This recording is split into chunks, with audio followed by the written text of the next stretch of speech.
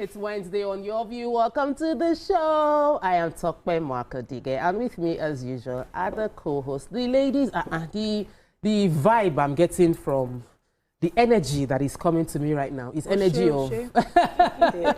Are they for who they for me? Yes,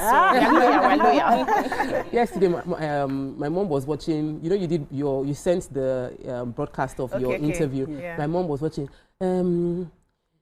Someone has said, why is Auntie BC on a radio show? Why is Auntie BC? Is that Auntie BC? Does she now do a radio show? I say, from your mouth, she can go back to exploring that people part. People don't know I actually started from radio. Nice. So yesterday I was at Metro FM. I was invited to speak on love, life, relationships for persons living with disabilities. And you know, there are some topics you don't need to prepare because over the years you've been working on it. You are grounded. Anyhow the question is going to come. Well, I did not panic, I did not prepare, I just knew that I was going to be my authentic self and I would deliver what I'm supposed to deliver. And the person who was interviewing me, Mr. Francis, is the person living with disabilities, he's a blind guy. I didn't know till I got there because we've been having conversations on the phone. Very intelligent, smart person. And I got there and I saw him, I was like, that was why I was happy that he is married and he's got kids. And, we're trying to see how we can, talk about inclusive education, make sure that we inculcate the children all together, how we went to school back in the day. There were no separation, and that's where it starts from. And as I was talking, it was after the interview, and I remember, this was actually my dissertation. Can you imagine? Oh, yes, my master's in education. It was interesting. We talked about love, we talked about relationship, we talked about how people can understand that these people are not just, they may physically seem like a bit damaged, but their soul is complete, their spirit is complete. We should look way beyond the physical. And how we allow perception. So people look complete physically, but inside, empty. It's not even 10% of what should be in a proper human being that has sense. So say that again. But you have been giving us colors this weekend. Some so that's how I feel inside. The way I feel like hailing you in Igbo, but I don't know Igbo. So give me Omalecha. You're just giving me. When I have you people, what else do I need?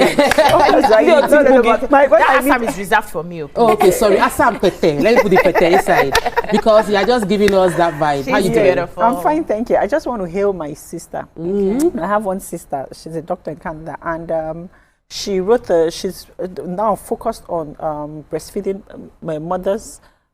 mothers, early borns and stuff. And she wrote a book on that last year, yes. And then this year, she's been doing a lot of work on that, and she's just about launching her app. Wow. Yes, on that. And, I'm so proud of her, a doctor that is into doing AI and doing so many other things and juggling it, and with 3 children, like, Nick, I'm so proud of you. Like, you inspire me, your motivate me. My blood sister, my immediate younger sister. Oh my God. Like I said, yesterday when I went through this app and everything like that, I'm very proud. Yes, and I've been begging. I said, please just give me 1 hour of your time, like to teach me certain things, Like, and the one she had taught me is the AI thing I told you I've been learning now. She has really, really done a lot for me. So Thank you so much, Neka. I love you so much. Neka, we're proud of you. Congratulations to your sister. We haven't seen you on our show. I know. I have been scarred. We missed you. I missed everyone too, but I'm happy to be here again. I've seen you on Instagram, so you have to stay, stay visible. So yesterday I attended a brunch with Toya Lawani. She's one of Nigeria's most larger-than-life business women and entrepreneurs. So she hosted a brunch for entrepreneurs from all diverse walks of life, and we had a great time, very impactful session. In fact, I made some videos talking about my experiences. I watched the video. I was like, so go back and check. Yes, I was. Thank you so much. Yes. I read the caption in detail. That's the goal too. And then my year has officially started for hosting events and hosting gigs. On Friday, my very first hosting gig for the year. So please don't forget, if you have any events of any kind and you need a very zestful MC, I'm the go-to lady. You need energy. Yes, but I'm happy to be here. Your makeup is makeup. Yeah. You need this side traffic. I even fix this nails. Let's show my nails. I fixed it inside traffic. I'm pretty talented. Yes. And the way you are hailing your sister, that was how my husband was hailing me yesterday because I gave him prompt to, somebody was going to give him big quotes in dollars to do some work on his website. I just said, Mark, no, these things AI will do it for you. He said, I don't know, it will not be detailed. I said, well, I'll give you the prompt, put it into your ChatGPT Pro, you will get the reply. he had to call me when he saw the reply that, as in, I don't know what, I said, you have to put me on salary. Yes, you deserve it. I get brain, and the brain, they show working. But we'll take a break. It's Wednesday. There's still a whole lot to do today. Stay with us. We'll be right back.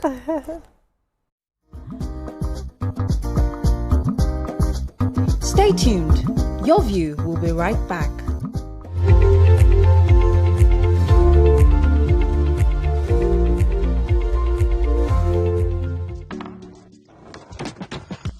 Guys, this was the gist about Irasta and Rema now. You day wine. It's all over my FYP, but me I don't know, Sha. Cause fake logs yakpa. And if you ask me, it's giving sauce. Listen, I just checked the new TVC Entertainment WhatsApp channel like right now, and they just dropped the update. Are you for?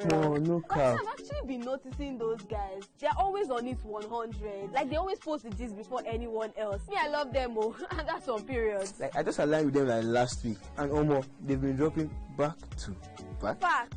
I love how it's straight from the source. No cap, no fake news, just pure entertainment. I low-key feel like an insider right now. I know, right? TVC be cooking. Real talk. It's like Gist Express. Premium gist on cruise mode. Always first. Always next. Clock it. Clock it.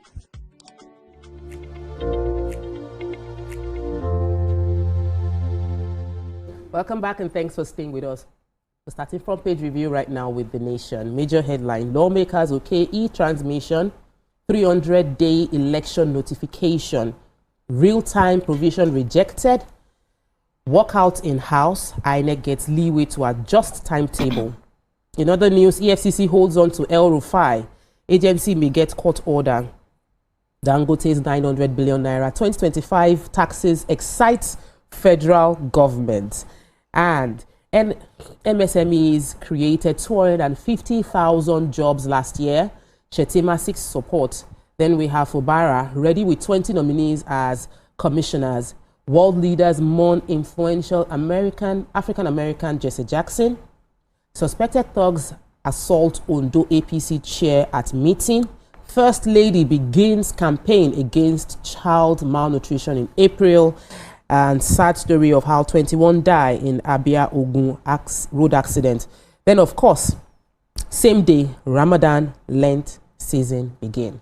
What story are we starting with? We can start with the fact that the President Bola Ahmed Tinubu, is proud of Dangote. Okay. Yes, so he said yesterday that Dangote Cement paid about 900 billion naira in taxes in just 2025. He said Dangote Industries generates more energy than many Nigerian states, which is a plus for the African continent. He spoke when he unveiled the Nigeria Industrial Policy 2025, where he reaffirmed the federal government's pride in Nigeria's manufacturing sector. So he was represented by Vice President Kashim Shettima, and he said the government appreciates manufacturers who generate their own power and remain committed to national development. He said Dangote generates more energy for industries than many Nigerian states, which is a plus for the African continent. He says to occupy more than the margins in this present wave of industrial revolution, we must put in place infrastructure to compete with the rest of the world. And they said the planning has led to the country unveiling the Nigerian Industrial Policy 2025. So he went ahead to charge ministries, departments and agencies to ensure speedy implementation as the federal government moves to re-engineer the nation's industrial base and place production. They said competitiveness and jobs at the center of the economic tragedy. He said the new policy has a clear implementation architecture, stressing that policies rarely fail at conception but at execution. So we hope that this one will not fail at execution. We already know the problem we have, right? It's not just about saying it. It's about putting everything in place to make sure it doesn't fail at execution, since we know this is where our problem is, right? May God bless me, make me say pay like 9 billion tax. To be nice. 9 billion, not 900, just 9 billion alone. Who has what story? Another story. So I have the El-Rufai story. Please, what is happening? So the Economic and Financial Crimes Commission, EFCC, yesterday held on to the former Kaduna State Governor, Malam Nasir El-Rufai. It was the second night at the agency's Abuja headquarters. Wow. There were indications that the ex-governor may stay longer in custody if the Anti-Graft Commission secures a remand order from a court. What? Also, not just EFCC, so many people want him. Also, the Independent Corrupt Practices and Other Related Offences Commission, ICPC, is waiting in the wing to interrogate El-Rufai on the failed light project in Kaduna. Yes. Light rail project. Yes, the light rail project. They say it's failed. So everybody's waiting their turn. And also that besides the Department of State Services, DSS, is also set to pick up the ex-governor for arraignment for allegedly tapping the telephone line of the National Security Advisor, Malam Nuhu Ribadru. The secret police has already filed 3-count charge against the former governor before the Federal High Court in Abuja. According to a source, El-Rufai underwent another round of interrogation yesterday at the EFCC's office on his tenure as the governor between 2015 and 2023. The source also said that for hours he was questioned and he was also tried to respond to his statement by his commissioner for finance, because his commissioner for finance was already interrogated before him, and that they said that there are so many documents that they have to go through, that he has to solve, and that they will not release him till they've gone through every single detail of the documents that they have. So they are looking for ways to secure a longer remand from a court so that he can, from a competent court of jurisdiction, that he can stay longer till they finish the investigation. Power is 10 years this man yes. Things can change in the blink of an eye. Please, your story. I have the story on MSMEs creating 250,000 jobs last year. So according to the reports, 250,000 jobs were created last year through 11 shared hubs by the micro, small and medium enterprises, MSMEs. The presidential aide has said this yesterday. That's the presidential aide in charge of small businesses. Now, the special advisor to the president on MSMEs and job creation in the office of the vice president, Mr. Temitola Adekunle Johnson, he spoke yesterday when they were doing the presentation of the 2025-2026 MSME report to Vice President Kashim Shettima. According to him, the MSME focus this year will be on stronger coordination with partner agencies and state governments, de-risking of funds, the National MSME Awards and sustainable job creation programs, capacity development and improved access to financing. He was speaking and he said Nigeria must urgently harness its vast potential in the digital space, in agriculture and other high-impact sectors. Aside this, they also had a stakeholders meeting to review progress under the MSME and job creation framework of the Tinubu administration. We know to a very large extent that MSMEs contribute a large chunk of resources to our nation's economy. So we hope that we can continue to create an enabling environment so that businesses can thrive and not choke under the crippling effects. Let us not gather and we're complaining all through in the name of inspiring one another to be strong, because that's some of what we do when we gather. But today is a very, very important day, because today starts the beginning of fasting for the two main religions that we have in Nigeria. It rarely happens like this, where there's an alignment. So I feel like there's some spiritual things that are going to happen over this country. So please, both the Christians and the Muslims, Christians have been 40 days, the Muslims have already started their fast, both today, that we should spend this time to actually focus on God and pray for the nation, pray for the well-being of others. And we pray that, as the First Lady mentioned, that we should use this moment to seek divine intervention on the nation's well-being. I'm asking that as well as we pray for ourselves. We'll take a break. When we return, we continue with Front Page Review. Stay with us. We'll be right back. You know what, guys? I just joined. Active. Jez is right. What you're trying to say to you is, for your premium entertainment content, scan the QR code on your screen right now to join the TVC Entertainment WhatsApp channel.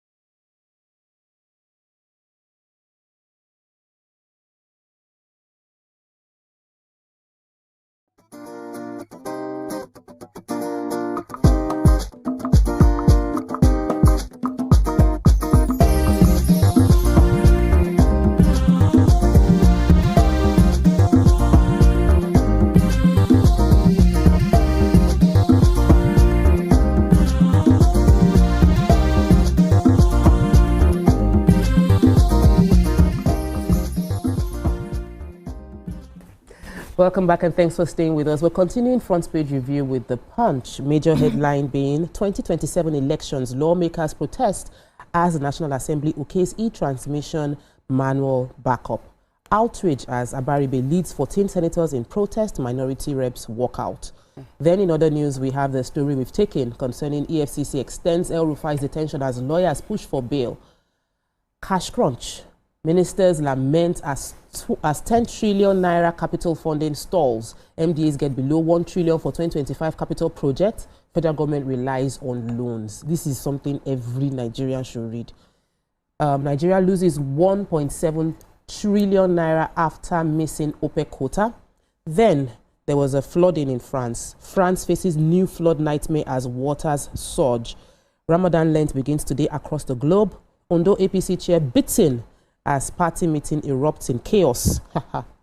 NUPRC moves to end crude theft with first metering facility. Okay, so... Major headline? Yeah. So the National Assembly on Tuesday approved the electronic transmission of election results, but retained manual collation as a backup, triggering protests, a walkout by opposition lawmakers, and heated debate in both chambers ahead of the 2027 general elections. So they said what should have been a routine legislative correction to the Electoral Act Amendment Bill instead degenerated into one of the most dramatic sittings of the 10th Assembly, exposing deep partisan fault lines ahead of the 2027 general elections.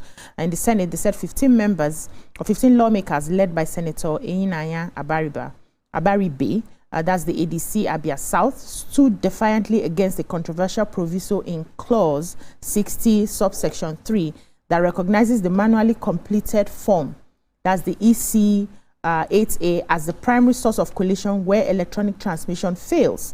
In the House of Reps, the minority caucus staged a walkout, accusing the Speaker, Tajuddin Abbas, leadership of the railroading amendments and frustrating attempts to insist on mandatory real-time electronic transmission without caveats.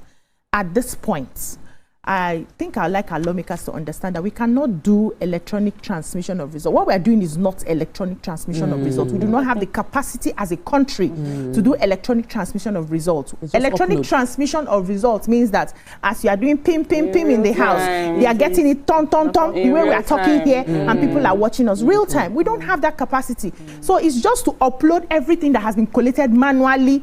It's uploading that they are fighting for. It's not we need to educate ourselves better. Then they understand that there's no need for the fight. Exactly. We're still doing what we're doing, just that we want to see, we have one on ground, we have one soft copy. It was there before. I don't know why so we're speaking fighting English. Who has the story of what's happening in France, I beg? For those that want to travel, please, I don't think this is the time. You just have to be careful. Yes, several cities in France are expected to experience a fresh surge in flooding after days of several storms that have ravaged parts of the country. And Punch learned on Tuesday that French authorities had issued red flood alerts, and red is like the highest, amid warnings that rising waters could continue to wreak havoc in several regions. Even though several regions have, like 15 of the regions in France have orange alerts, most of the other places, have the highest red alerts. And according to the local media outlet Le Monde, heavy flooding is expected between Wednesday, today, and tomorrow, being Thursday, as a new storm system moves across the country. So please, everybody, be careful, and if you don't have to travel, please just stay put. You don't have to go to France. What story do you have? I have the story on food poisoning. So if you didn't know, now you know that cold meals can increase the risk of food poisoning. It's just a health report. Now, according to nutrition experts, they have stated that eating cold food can increase the risk of food poisoning and bacterial contamination, advising individuals to consume their meals while they are still warm to aid digestion. Now, the dietitians are emphasizing that food should be eaten at temperatures between 40 and 60 degrees Celsius, close to or slightly hotter than body temperature, to enhance flavor, to aid digestion, and minimize contamination risk. However, they've noted that individuals with certain health conditions, particularly diabetes, may benefit from eating some foods such as rice cold to control blood sugar levels, but you have to maintain strict hygiene to avoid foodborne illness. I just noticed that recently, I'm battling with that as we speak. It's so, every 2 weeks, I notice that I have a form of food poisoning, a bug or something. So I don't know if it's in the air. Do you eat cold food? I don't like hot food. It could be. So this is a note to self as well. Okay. I wanted to quickly take the story of it didn't make the headlines, but it's important. I felt it was so important. Over 150 vehicles were recovered. So the CP of Lagos said that they expanded the anti-car theft unit from 23 to 35, and in the past 1 year the upgrade of the tactical squad was able to generate the fact 150 vehicles were recovered, which he mentioned when there was he was doing a press conference yesterday. And I'm saying this because I know that other countries, this car theft is a major global crisis. So if we are able to recover cars in Lagos, we must applaud ourselves for the good work the Commissioner of Police is doing in Lagos. Let's move on to this one major headline. Elections may hold in December 2026 or January as Senate moves to amend the Electoral Act bill in response to polls clash with Ramadan and Lenten season. In other news, fans bans cash transactions in airports, free Nnamdi Kanu or return him to Kenya, Southeast monarchs tell Tinubu. NUPRC unveils gravimetric flowing metering calibration system. This is to curb crude oil losses and bolster revenue transparency. EFCC to secure remand order to detain El-Rufai till end of investigations. Obi condemns tear gassing of protesters, insist on electronic transmission of election results. So, what story are we taking? I have the story on experts who are clashing over the federal government's planned asset sale to fund 25 trillion naira budget deficit. Economic analysts are right now sharply divided over plans by Nigeria to begin selling selected government-owned assets from 2026. Supporters are describing this move as fiscally pragmatic, and then critics are warning that it could mortgage the country's future revenue base.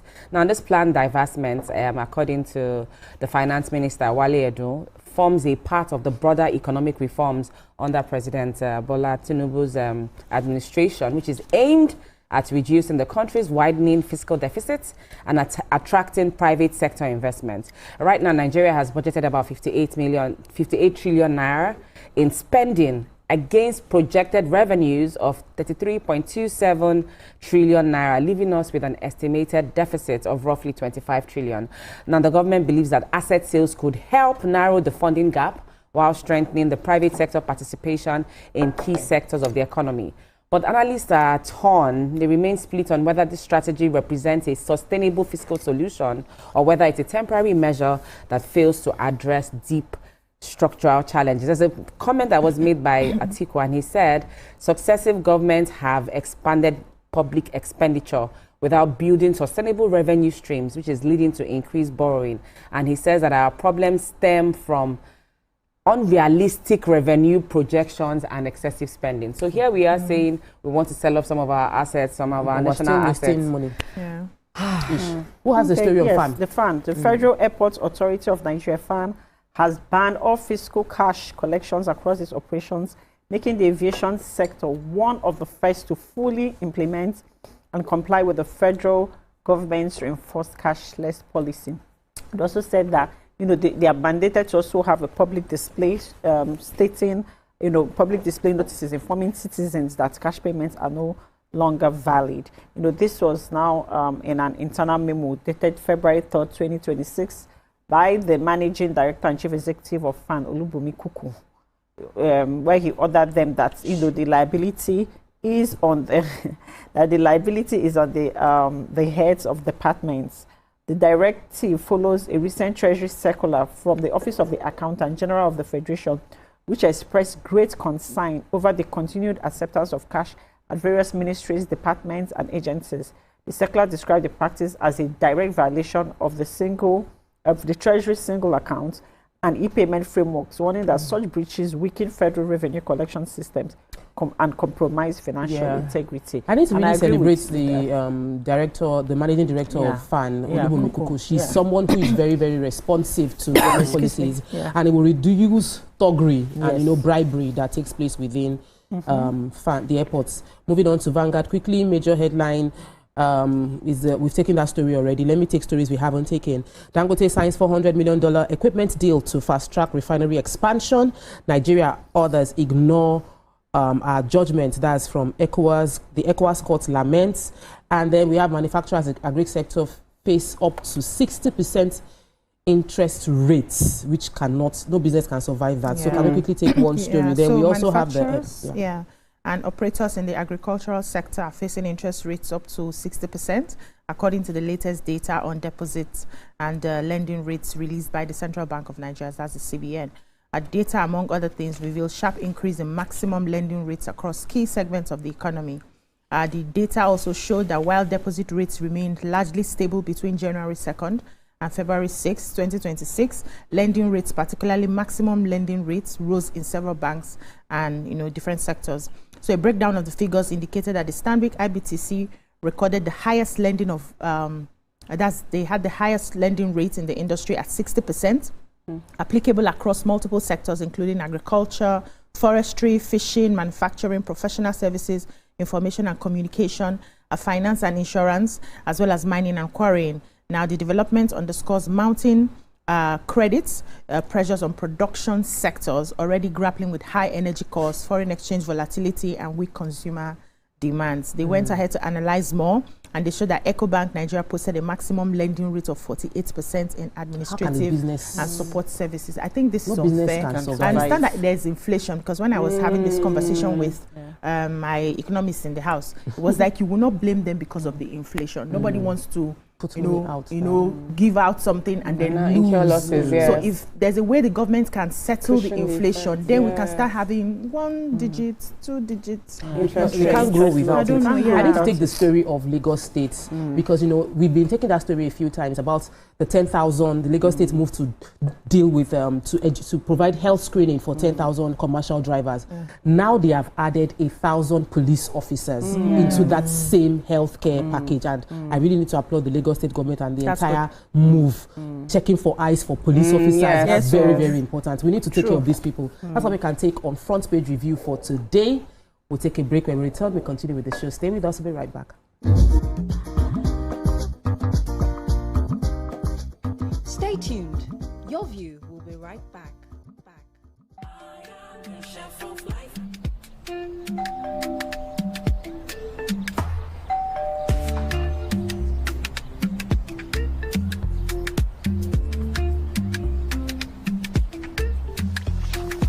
Huh? Mr. Chef, it's a 2-finger crush. Pass me the chicken and all pocket. You guys, this was the gist about Irasta and Rema now. You day wine. It's all over my FYP, but me, I don't know, Sha. Cause fake logs yakpa. And if you ask me, it's giving sauce. Listen, I just checked the new TVC Entertainment WhatsApp channel like right now, and they just dropped the update. Are you for No cap. I've actually been noticing those guys. They're always on it 100. Like they always post the gist before anyone else. Me, I love them, and that's on periods. Like I just aligned with them like last week, and they've been dropping back to back. Facts. I love how it's straight from the source. No cap, no fake news, just pure entertainment. I low-key feel like an insider right now. I know, right? TVC be cooking. Real talk. It's like Gist Express. Premium gist on cruise mode. Always first. Always maintain. Clock it. Clock it. You know what, guys? I just joined. Active. Jez is right. What you're trying to say to you is, for your premium entertainment content, scan the QR code on your screen right now to join the TVC Entertainment WhatsApp channel.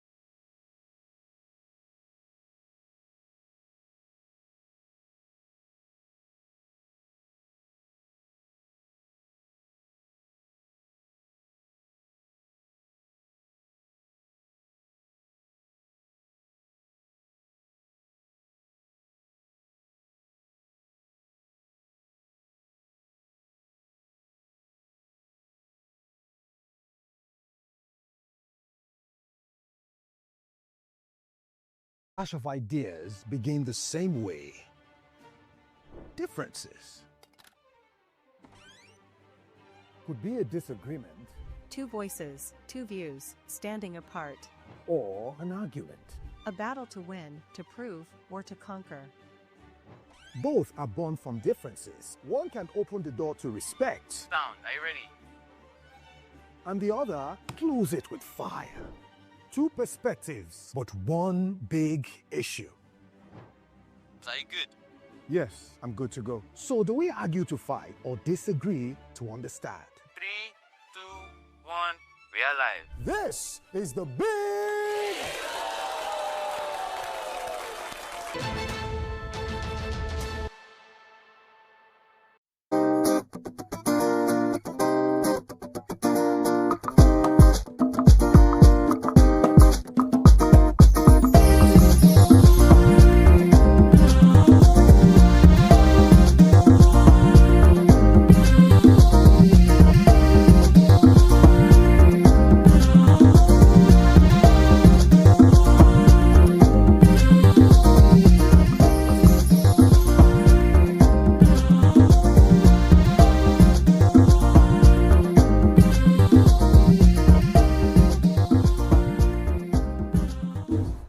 Welcome back and thanks for staying with us. A young man is alleged to have impregnated a young woman who is said to be supposedly underaged, and in the clip, her father reportedly shows up at the gym with policemen to confront him.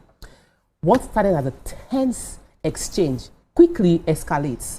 The young man insists the relationship was consensual, claimed that they were dating, and argues that the father should have invited him for a conversation instead of coming to the gym and embarrassing him publicly.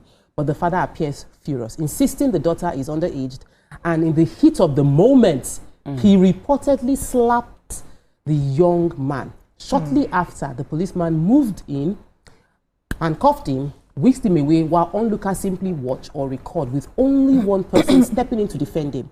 Supporters of the father said he acted like a parent protecting his child, and that of the girl. If the girl is truly underage, then consent doesn't even apply. It becomes a criminal matter. But critics say that regardless of the allegation, the public confrontation, the slap, the dramatic arrest raise questions about the due process, police conduct, and how sensitive cases like this should be handled. So, ladies, what are your thoughts on this viral video? The conversation is centered around, okay, was it appropriate to confront as a parent? Was it appropriate to confront with a police officer? Is there under any justifiable excuse for what we saw took place there, and the fact that nobody really stepped in to pacify the situation, and what we have are clips by people, so the recording taking place. I would, of course, I'd like you to go further, and I would like to come to you because you guys have daughters, and there's a level of angst that people feel when it's a girl and the girl is pregnant. You don't know what you can do. So, first of all, what is an underage girl doing in the gym unsupervised? Everybody needs to take their own responsibility. Oh, they met in the gym. Yes. They met in the gym. She was going to the gym and met Sonia like this. This one, you know. So what is an underage girl doing in the gym unsupervised? Who released her to go work out? What is she working out for? If I may ask, as an underage girl, there are exercises that you can do. You can join sports if you're still in like maybe secondary school. I remember when we were in secondary school, we were doing all sorts of sports. I played handball, I played volleyball, you know, I played football till my father went to go and warn the coach that they should not break my legs and all of that. So there are other ways that you can get that exercise as an underage girl. If I have to say, okay, let's go work out in the gym with my kids because I'm a gym person, I will go with my children. I will not release them unsupervised. I have a 16-year-old. She's going to be 17 in 2 months. I have a 15-year-old. I will never release them unsupervised. We will have to go together. I need to be in that space and all that. When she gets like 18, 19, she's in the university and all of that, then she can go. So first of all, the question is, where were you when that's assuming that the girl is underage, because the picture I saw, she didn't look underage anyway, but assuming, you know, some kids really get big on time. That's on one hand. Secondly, if she was an underage girl, I'll come to the gym person. Did you find out her age before having anything to do with her? our men need to start learning some lessons. You see children that, especially these days where children grow like a Greek, you don't know what they are eating. You will see a 16-year-old, she's looking like she's 20-something, right? If you, I posted a picture of my kids sometime, and people were arguing with me their age. I said, well, go and calculate the number of years I've done in my marriage. And I gave birth the next year. You will know if I'm lying or not. I can't lie with exactly. So kids grow, and it's all, the onus is on you, the man who is going after the girl, to ask, how old are you? Please tell me the truth. I don't want to holler. I remembered when I was 16, I was attending Living Faith. That was in Asaba at the time. So there was this couple that came into town. He was a member of the church, and I think he liked me. So we're having conversations from after church. We'll be strolling together. He's escorting me home, and we're talking. Immediately, I mentioned my age. This guy disappeared. I didn't see him again. That's somebody who knows that I cannot do anything with a minor. So if that person is a minor, see, that arrest is the least that man can do, because you should have asked her age, right? And found that out. But if she was not a minor, right? And she consented to that relationship, you should hold your daughter. It has nothing to do with the man. If you consent to a relationship, and that's why it's very important that we have some of these conversations with our children. You will do your own bit first, then you choose to go outside and go and disgrace yourself. I know how to handle you from there, but will I have the conversation with you? I will. I have had the conversation. I have presented the consequences. If you want to start eating what is not time for you to eat, when the repercussions come, you will carry it with your head. When you bring the pregnancy home, number one, the pregnancy will not be on the man. It depends on the family. Some will not want to punish their son. So if he has to go to school, he'll go to school. If he's doing his work, he will do his work and all of that. I'm not going to be chasing a man to come and do what he needs to do. Exactly. So me, I will face my own child. So we first of all need to have an understanding of, you know, what the dynamics are.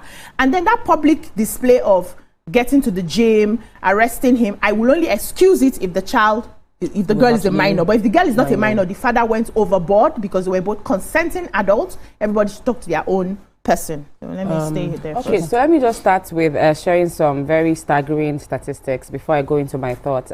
So for instance, in Nigeria, the median age of first sexual intercourse is 17.7 years. What this means is that many young people start to have sexual intercourse at 17.7 years. And then the national survey data shows that 44% of Nigerian women aged 20 to 24 have had their first sexual experience before age 18. So the law says that a consenting adult 18 and above, but now we are telling you, data is telling us that 44% of our women, before they even get to 2024, they've already had sexual experiences at age 18. Wow. Now, let me take you to teenage pregnancy. About 15% of girls aged 15 to 19 in Nigeria have already become pregnant or had a child. 15% of girls aged 15 to 19. And then when we're talking about sexual violence, 1 in 4 Nigerian girls experience sexual violence before the age of 18. The story before us says that this girl is underaged, and I will take it for what it is.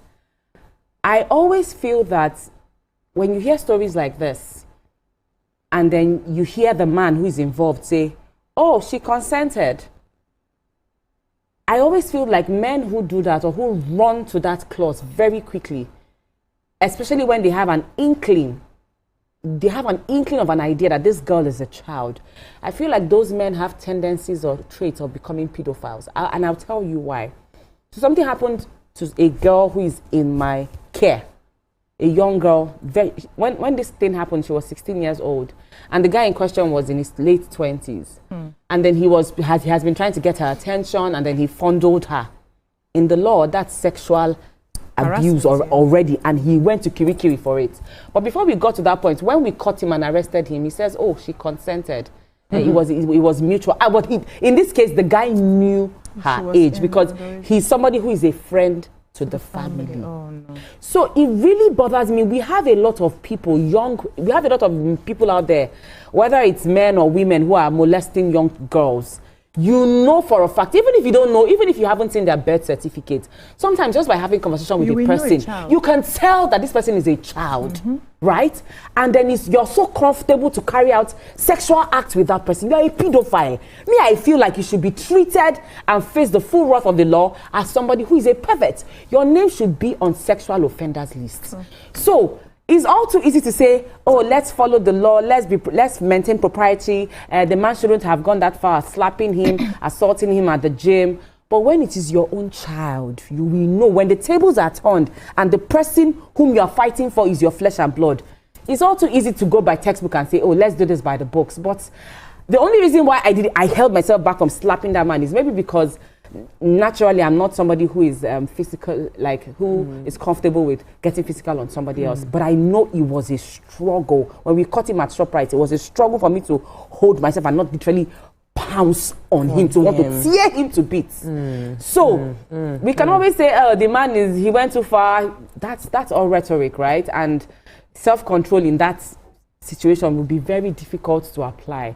But I really feel that there's a lot of work that we have to do for our children. I don't know. The world is no longer safe. Like I look around me and I look at everybody as a suspect. Let me scary. Let me come to Amaka in terms of the process of getting justice. Is one of you can be right. Let's say that this child was underage. Let's say that there wasn't even consent. Like the daughter told the father that I'm pregnant, I was raped by the instructor, and it was all bad. Does that still justify the approach the man took? Is the excuse of you don't understand how you react because it's not you, but if it is your own child, you hear this kind of thing, you probably will do worse. Okay, so I'm going to start this conversation from the video I saw from the beginning to the end and the due process that I think was followed or not followed. And I would start by saying that being involved with a minor is a crime, right? Anywhere in Nigeria and anywhere in the world. Even though now the age now determines there's so many things within the act in terms of the penal code, and the criminal code. But that being said, if this girl is a minor, like the father stated, I expected that immediately they come into the gym with the police officers, you get to him and you tell him his offense, like, oh, this is my daughter. It's not even about the pregnancy now. This is my daughter. You had sex with a minor and we're arresting you. Arrest this man. But the way this whole thing happened, it happened as a case of, from the video I saw, as a case of bullying or where you're trying to use force on somebody. Like, because when the father came into the gym, he started conversation with pregnancy. He made no mention of whether the daughter is a minor or not. I watched the video, right? I didn't see that. He didn't say anything about it. He just came and said, you impregnated my daughter, and for that reason, I'm arresting you, I'm carrying you. That was the allegation. When he came into the gym. For the longest time during the fight, it was when he took he was about taking the man outside. That was when they now talked about whether the child is a minor or not. So, and based on that, the guy said, but I'm not running. And I'm not denying that I'm in a relationship with her or that we are dating. She comes to my house often. And that brings me to what BC said. If she's a minor, who released that to be going to the gym? And who released that to be going to this guy's house often? Because aside from the man saying that she comes to my house often, his friends that were at the gym also said the same, testified. They were not running away, or they did not feel that there was something wrong, or that is a minor. That because they said, but they're in a relationship. She comes to his house. Because you need to see the angle that, from the video that we saw. So they were not running away or saying, oh, it's something bad or we've been caught. No, they said, but they're in a relationship. So she comes to his house. Like oppression. Exactly, it felt like oppression. Bullying, abuse of power. Abuse of power. And then him hitting him, assault and defaming him in his workplace. Because the guy was like, you're not supposed to come and embarrass me here. And I did not do anything wrong. If something has happened, now you invite me, I will take full responsibility. So that means even the person that's currently been arrested has a case against the person that arrested. Exactly. Now, yes. Let's take a break. Okay. So when you finish, I'll learn my thoughts. When we return, we continue with this conversation. There are many angles. Stay with us. We'll be right back. Stay tuned. Your view will be right back. Keeping hope alive. We are the drumbeats that refuse to be silent. Even when the rhythm falters. We are the green that refuses to fade. And the white that dares to shine. Hope is not a stranger here. It lives in our markets, Our music and our streets. Every dawn in Nigeria is proof that tomorrow is still worth fighting for. Hope is a child in the classroom, eyes wide, with dreams bigger than walls. Hope is the farmer planting seeds in faith. believing in rain and harvest. Hope is the youth, unafraid to rise, rewriting the story of our tomorrow. Hope is us, millions of voices, refusing to give up on the promise of this land. Nigeria, our independence is not just history. It is a call to keep believing, To keep building, to keep hoping.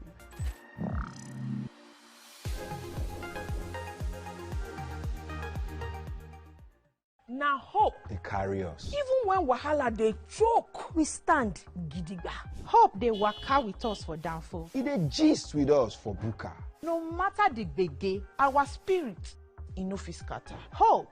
Now that pikin where they read ABCD and still get ogbonge dream for hearts. Hope na the mama where they fry akara, we see the reason say Tomorrow go soft for am. Naija. Your freedom na promise. Say hope go always come, no matter wetin happen.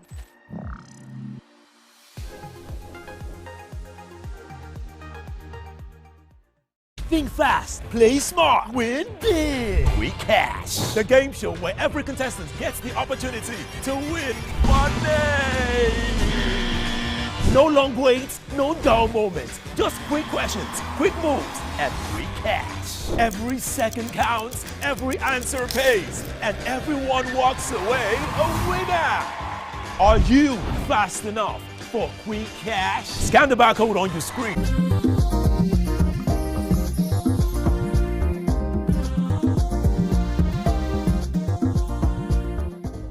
Welcome back and thanks for staying with us. Before we went to the break, Amaka helped us establish the fact that the conversation wasn't around being a minor, was around being impregnated. And the boy kept saying he wasn't denying a relationship with the girl. He wasn't denying that he was the pregnant. He wasn't even talking about it. It was just like, why am I being arrested? Please, so my question here, because you are the only learned fellow amongst us today. Legal luminary. Is it right for if a citizen to go to the police station, maybe institute a case and say, come and help me arrest someone? Is that how it happens? And if they want to arrest, what's the appropriate process? Yes. For Okay, so for a criminal offense, because if actually the girl is a minor, this is a criminal offense. So they need to, if you had reported and they opened the case, and then the girl was at the police station and gave a statement that that maybe she was assaulted, raped or whatever, right? The police would go to arrest the person because, we look at criminals, you don't just sit down and say, okay, you're a criminal, or you're come, we're inviting. Most people will run away, depending on the type of offense, right? There's some offenses that you will say, okay, let's invite this person, let him come and speak his truth, but there's some that's already established. In like a minor case. Do you understand? Like they see you go to do an armed robbery case, they saw you with a gun, they don't need to invite you, they'll just arrest you. So it depends on the circumstance of that surrounding the incidents that will not determine will they now invite you to now start open investigation, or the parents, the father and the girl go with the birth certificate say, I'm actually a minor, I was coerced. You don't know the statement the girl gave there. But the reality of the fact is that from the video, the man did not go there with the initial a conversation of this is a minor case and that's why we're arresting you. The conversation to the point of him even hitting and assaulting the man was that you impregnated my daughter. Do you understand? And then the young man kept saying, but you don't need to come and embarrass me in my workplace now. You have invited me, we'll have a sit down. I'm not running away. I'm going to take responsibility. Whether she's pregnant, we're in a relationship, she's coming to my house. His friends also said she's coming to my house. So you can imagine, like, if I want to believe that if they had come there to say, oh, we're arresting you because a crime has been committed, because you assaulted, because you slept with a minor. You had a sexual relationship with a minor. The conversation was different. Even his friends, nobody wants to put him out. Everybody could just want to dodge everything. But you see that the conversation was different. Till they wanted to proceed out of the place. That was when the father now said, when they kept asking the father, why? What is the reason? Because they don't understand why am I being arrested for being in a relationship with somebody, or the person got pregnant. That's when the man now talked about the minor case. So they also need to establish the facts and the age to make sure that minor is minor. Let me take this phone call. I'll come to you. Welcome to the show. Good morning. Hello. Good morning. Hello. Good morning. Welcome to the show. Good morning to you all. Regarding this topic, it's very good. But I've been listening to your input. I've never seen any one of you mention about police. Police involvement, which is very wrong.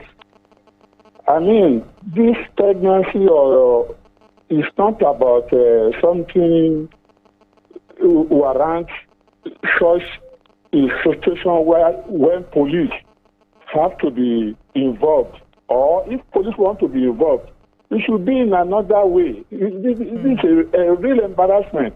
And these our police in Nigeria, they need to be taught their job, and they should find out who sent this police out, or how this police has already involved in this matter. And police, they should know their job. They normally go beyond their limitations, and they should be accountable for their, action and inaction as well. Police have been taking Nigerians for too much, right. So I'm talking about police involvement in this matter. The boy didn't deny. Why police? Why putting handcuffs? They don't know that family of that man, they should shoot the police. Thank you. Thank you so much, Uncle Cash. Amaka had mentioned what warrants a police involvement. So when you call and you say we did not mention police, it's a bit out of what we have. It will distort what we had discussed, because she had mentioned what warrants. If it is a criminal case, and it becomes criminal if the child is underage and the case was instituted in the police station, the police can show up. But should it be Mopo? Because those men were decked as Mopo. Mopo is the police mobile police force. In Nigerian police force, their job is to do anti-riots, crowd control, high-risk security operations. So, is arresting a man that's raped. Let's see, the worst case scenario, somebody raped a child, the child now got pregnant. Is it a Mopo that should come and be sent out to address that situation? Can we talk about abuse of police power that usually takes place? Can we talk about the assault that took place here? Because even no matter how angry I am, I should be able to express my anger without doing tawai. So I expected that the fact that you've gone to the police to report a case means that you will relax and allow the police do their job. So it seemed to me that you reported the case and then you were also helping the police to do their job. You decided to be the judge and the jury on that case, right? The police also needs to, like Amaka rightly established, their criminal cases, their civil cases, need to send the appropriate person. But unfortunately, we're in a country where power intoxicates everybody. Almost everybody. I've never seen anybody who power doesn't intoxicate. You annoy somebody and they look, their left, their right. What's the power I have to show you that I am bigger than you? And then they start deploying it. Oh, do I know this police person? Let me call. Do I know this soldier? Let me call. Do I know this person? Let me. So we naturally love to oppress people. We are not a logical people. We don't calm down. We're very emotional.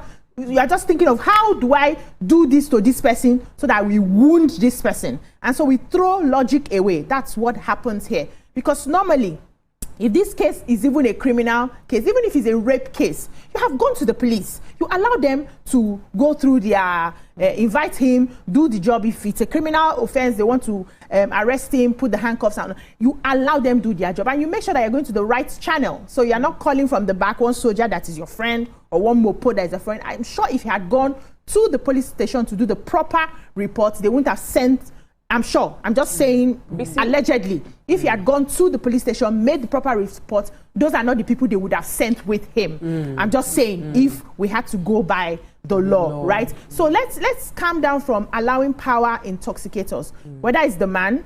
And sometimes what I also feel is when parents have not done what they are supposed to do in the beginning, they start doing everything. It's more like a knee-jerk reaction, right? Because if you have instituted what you should have in the beginning, I know there are exceptions of you could have instituted and the child decides to still do anyhow. That one day, right? But if you have instituted certain things at the beginning, when these issues happen, you don't have a knee-jerk reaction.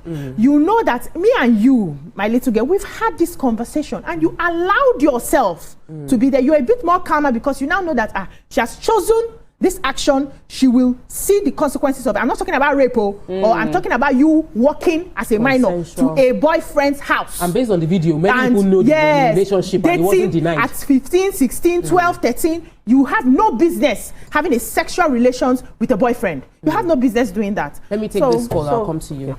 Welcome to the show, good morning. Gochuku. Yeah, good morning. Good morning.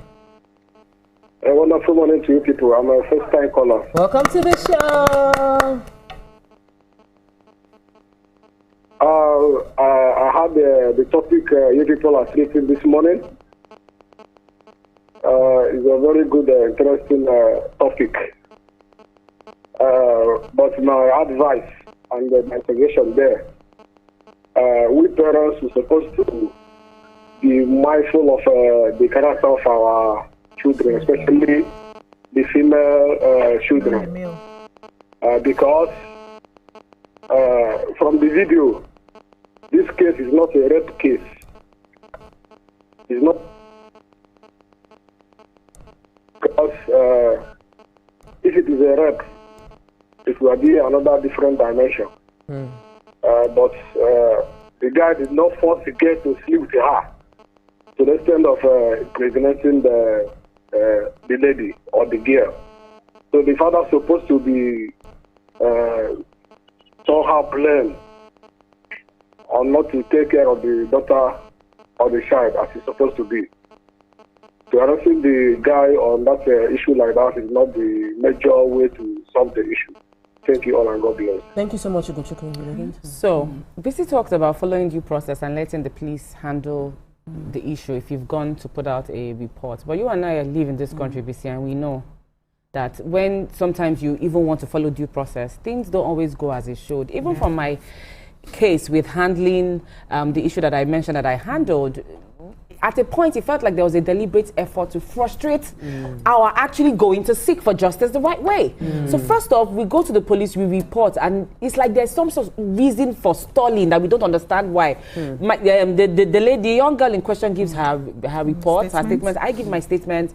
Okay, so do your investigations. They'll get back to us. We go back for follow-ups the next day. They are stalling. They're now attacking me and saying, oh, look at you, that you say you are the caregiver. I was wearing a tank top and a jacket. And they start to tell me, why they not go molest your guy there? See you yourself. See the way you... So sometimes you find that some of these security agencies that are charged with the responsibility of actually taking on they frustrate your effort. And in the end, you don't even know if you get justice. Matter of factly, while we're doing that case, we are giving the name of the offender to them. We are giving all his details. I was asked to come along on the day that we're supposed to pick the person up. I was asked to come along. So don't be surprised that you're seeing that man actually go along with them to pick up. Now I understand that, yes, the man might have gone overboard in terms of exercising and causing bodily harm to the other individual. I understand that investigation should have happened. Maybe the gym was not the appropriate place. But really and truly, let's not make light of the fact that whether or not the man mentioned her being underage at the start of that video, it was mentioned anyways. So a couple of things might have really been getting the man really angry. Yes, of course, his child is pregnant, he's upset.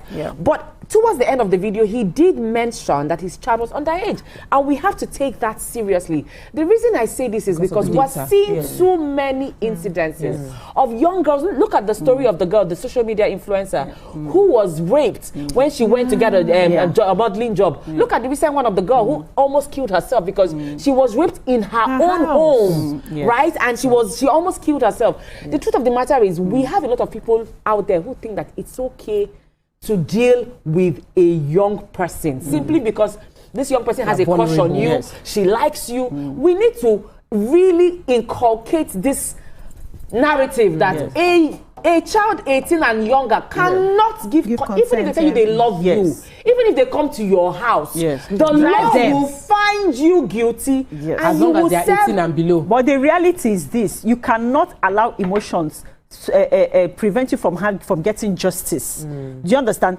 Most times, when due process is not followed in a particular case or things are not done properly, those cases, even though you have a good case, they are thrown out. That's the reality. And you cannot, for the fact a crime has been committed against you and you respond criminally, it does not justify or exonerate you. That's the reality. So even if like someone went and raped your child and then you now take a gun and go and shoot the person, you're still a murderer and you're liable. That's the reality. So you cannot that because something happened to your child, you now went there and you now assaulted the person. There's still not just legally. There's no emotions. The law does not deal with emotions. That as a separate case and still handle it. But you need to also let people understand that when something has been done, take away emotions if you want just to be done, so that you don't complicate issues and the justice they are trying to seek. I know. I understand. I know it's not easy. I know it's difficult. I understand. I know it's not easy.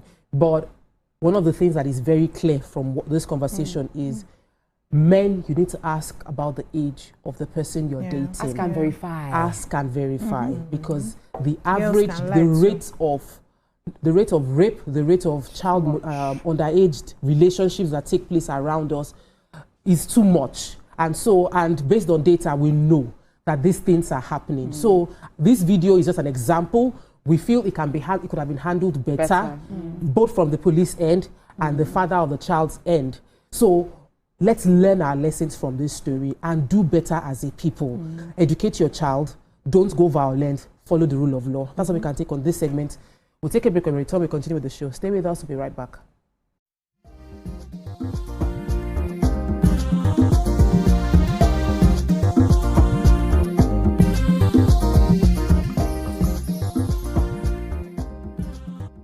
Why do you need Dettol's 12-hour protective shield? Why?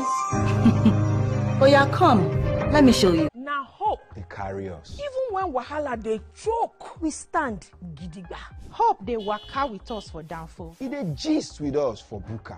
No matter the gbege, our spirit no fit scatter. Hope na that pikin where they read ABCD and still get ogbonge dream for hearts. Hope na the mama where they fry akara, we see the reason say tomorrow go soft for her. Naija, your freedom na promise. Say hope go always come, no matter wetin happen.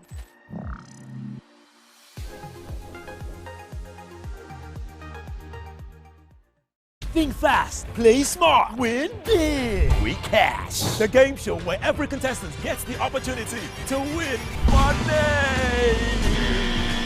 No long waits, no dull moments. Just quick questions, quick moves, and free cash. Every second counts, every answer pays, and everyone walks away a winner. Are you fast enough for quick cash? Scan the barcode on your screen, and you just might get a chance to take your shot at instant fortune. Quick Cash, showing Mondays and Fridays on TVC Entertainment.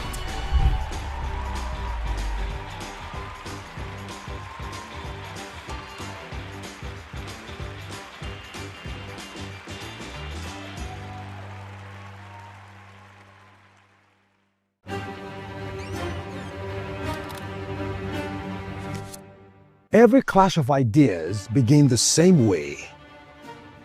Differences could be a disagreement. Two voices, two views, standing apart. Or an argument. A battle to win, to prove, or to conquer. Both are born from differences. One can open the door to respect. Sound, are you ready? And the other close it with fire. Two perspectives, but one big issue. Are you good?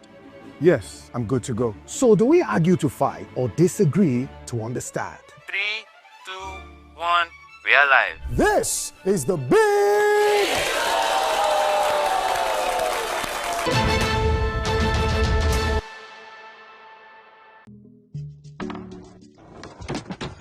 You guys, this was the gist about Irasta and Rema now. You day wine. It's all over my FYP, but me I don't know, Sha. Cause fake blogs yakpa. And if you ask me, it's giving sauce. Listen, I just checked the new TVC Entertainment WhatsApp channel like right now, and they just dropped the update. Are you for? No cap. I've actually been noticing those guys. They're always on it 100. Like they always post the gist before anyone else. Me, I love them, oh, and that's on periods. Like I just aligned with them like last week, and they've been dropping back to back. Facts.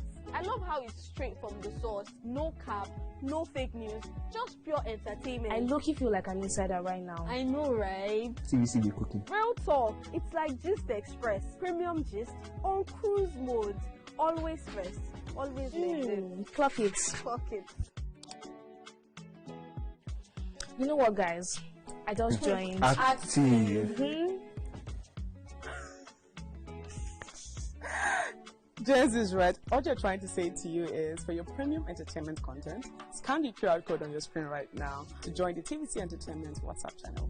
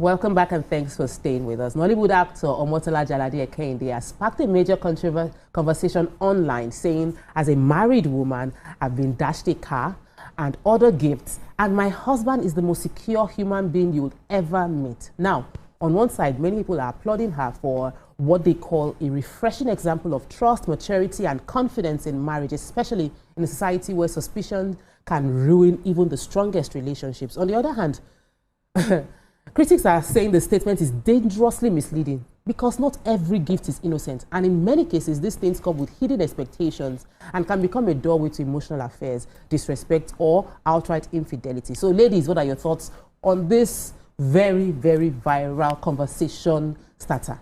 Are you for collecting gifts or not collecting gifts? Does collecting gifts does it create a crack that can lead to emotional, can it lead to emotional commitment or a feeling of less, a feeling where you have less boundaries because this person has given gifts? Let's discuss it. Let's also get our callers to call in. Call the number on the screen, 020-1635-2013, or you can call us on 090-2413-163440. Tweet to us. We're also streaming on YouTube. We'd love to hear from you. So, to collect or not to collect? Is it trust or is it a... So you say you have a very secure husband, and that's really, fine and good. That's sweet. But to what extent do you want to push the boundaries of his sense of security or test it? And that's a blessing that you have right there for the actress. It's a blessing to have a man who is secure in himself. That's certain things that would faze and rile other men, because men by nature are, they are territorial, and what you love you protect. And the idea that a man is supposed to be a provider and protector, And now another man, I want to take it for granted that the person who gave her this gift is maybe a man, because if it's a woman, I don't think it will make headlines. So it's definitely a man. Woman. She said both sexes. Okay. Anyways, so let's take it for sake of this conversation. Let's take it that it's a man, right? So men by nature they provide, they protect. Now your husband is your husband, he's your covering. And now other people are coming into the marriage in terms of, oh, hey, take this. And it's not a piece of jewelry. It's a high value gift that you're getting. So you and I know it can be high value. Yes, so go to my sister. So it's a car. It's not a piece of flashy jewelry or costume. Costume. It's a car. Gold. You and I, even you, when you are receiving the gift, you know that the person that you've received it from, at some point, the barriers of boundaries will slightly drop over time. Yes, because somebody gives you a car today, gives you a helicopter tomorrow. So is it the way you will say the no to him before that you will say you say no? It will get softer. It will get softer. Let's just be honest. So yes, you're blessed to have a secure man, but I feel like sometimes we just need to also check ourselves and say, hey, yes, I am blessed with this, but I don't want to push it. I don't want to take it for granted. And so within yourself, make decisions that will not even rile up what is not existing. Yes, there's no need to cause problems where there are no problems. You seem to have a certain level of openness in your marriage where you get gifts, you say to your husband says, oh, nice, that's good. But then don't you want to keep the peace?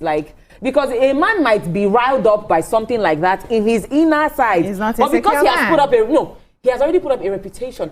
Things happen in grades. So let's say over the years, a man has been very secure, right? And then there might be one thing that just, for some reason, aches him. And for somebody who has been very secure, this time around, something is ruffling his feathers. But because he has already given the impression that, I'm a secure man, he won't want to come and betray that, this one touch me. He will still want to keep up that, you know how men are, na ego. Oh, it's fine. And then you keep piling up more things that is already ruffling the feathers. Talk to me, baby. So before you know it cracks. Can it be a sign of disrespect? Talk to me, baby. No, I disagree with that, right? I believe in receiving gifts. And I believe that God can send anybody to bless me. Okay. A typical wife who goes around her job and all of that, she's not a celebrity, is different. It's a totally different package from someone who is out there, who people are loving her work, crushing on her. So you have people who love you for your authenticity, your work, what you're doing. You have people who crush on you, It's a mix of people, and anybody can choose to gift you anything. However, when those gifts come, you would have to present it to your husband. I will declare, I was sent this by this person, I was sent this. We will have to say thank you to the person together, right? Because we know who we are. In fact, some of the gifts will come in and help at the time that we need to make stew or something. We use the money, we chop it together, we call you, we bless you. Thank you so much for gifting this. A big gift, like a car, if it comes in, I will accept it. Me and my husband, we call you, thank you so much, God bless you, sir, or God bless you, ma, and all of that. And we will use the gift very well, right? I don't see that problem. And it doesn't mean that because you have given me a gift, you are wanting something in return. If you are wanting something in return, open your mouth and tell me from the beginning that I like you, I know you are married though, I want to do something with you. Then I will state what I want, either yes or no, and tell you. This is not going to happen. If you choose to give me a gift after that, I've made myself known. And I'm not going to change my mind because you gifted me a car. That's because you're talking about a person who has a strong sense of self. Yes. Who can collect a gift. Yes. And the gift will not influence the person. Exactly. And I want to believe that she is that kind of person who she knows her. See, what do you want to give me that my husband cannot give to me in the first place? So I'm collecting the gift because I don't want to tell the universe I don't want to accept or close the doors of open windows and all of that. I'm collecting the gift because I give people a lot of things. So when people give me, I like to receive as well. So I will collect it. But it's not the husband is not rich enough to give her the things that other fans and people outside are giving her. So you not accepting the gift, my own personal opinion now, because your husband is not rich enough, is also for me blocking the flow of giving, of blessings to you. Yes, because God can use, hold on, I've not finished. God can use anyone to bless you. It's about knowing, why am I in this marriage? What is my commitment to my partner? If you're not grounded in that, whether they gift you or not, you will still waka. You see, everybody it has nothing to do with the gift. Price, so. Okay, let me hear. Okay, I don't understand. Okay, so we're having this conversation because it's coming from a celebrity, and then the woman. Let me bring it home before I now say my main thought. Pastors. And what do they call female pastors? Is it pastresses or is it prophetesses? What do they call them? Prophetess, pastoress. They give them gift. They give them car boku every day. And the husband and the wife cannot. They fly them private jet to different places. And they will bless and lay their hands and pray for Yahoo boys. What has happened? So because is it because it's an entertainer? See, the conversation here should be, and what I always say on this table, I beg, follow your type. Thank you. Or the values. I said, when it comes to both values, both everything in this life, when you want to marry or do relationship or anything, I beg, just follow your type so that you have peace of mind. As you can see, she has followed her type. Yes, she has peace of mind. Yes, she's glowing. She's accepting the gift. She's telling her husband. She's not hiding it. She's not being secretive. She's open about it. Her husband knows. He's confident in it. It's okay. They're thanking the person. There are so many people that they're receiving the gift. They're hiding it. That is when there's a problem. It's the secrecy. There's so many people that receive gifts. They don't have any intention of doing anything bad, though. But they will not declare. They don't want to follow the person, no. But they will not declare. There's a big problem already. There's a crack already. There's a crack already that you cannot openly tell your partner. If you know that your partner is insecure and that will make your partner feel uncomfortable, don't take it. Declaring might be a way of protecting your relationship. They don't take it. When you know that you have gotten something. So you know that I love what you said, pastors. Pastors are also public figures. Exactly. They are also like celebrities. So we have pastors, we have public figures as celebrities. These people, by virtue of the way they are, people just want to bless them. Bless them. Yeah. So I get clothes, I get shoes, get a car. I travel. Please, I'm receiving gifts. I'm always receiving gifts. So as I landed and they saw my picture, they said, I came with my husband. They said, no, you and your husband can actually come. So we had lunch together, my husband and I, with my friend. So, and this is not a friend, he's a fan. So we are having this conversation when it involves public figures, has a slightly different coloration. But let's talk about personal people that are not public figures. So you are working, you're a banker, or you are a driver, or you're working in an office, and your customer is coming and your customer is buying you perfumes and buying you all of that. The gift of a man makes way for him. So what kind of way? When a man wants to date somebody and he wants way, the girl don't block. He wants way. What does the man now do? Let's not do like. Okay, hold on. Let's not behave like everybody does lock up. Everybody na holy. We are all. No, that's what I'm saying. But I want to ask you a question. When a man wants to enter, okay, let me ask you. Can I just ask you a question? He will drop gifts for floor. Okay. As the gift is entering, resistance is reducing. That's not true. You can dance around it all you want. But if they happen, that's not okay. Can I ask you a question? Hold on. You didn't see girls who would still say no from beginning to the end and collect all your money and chop all your gifts and nothing. No, but they visited. My area. They allowed the man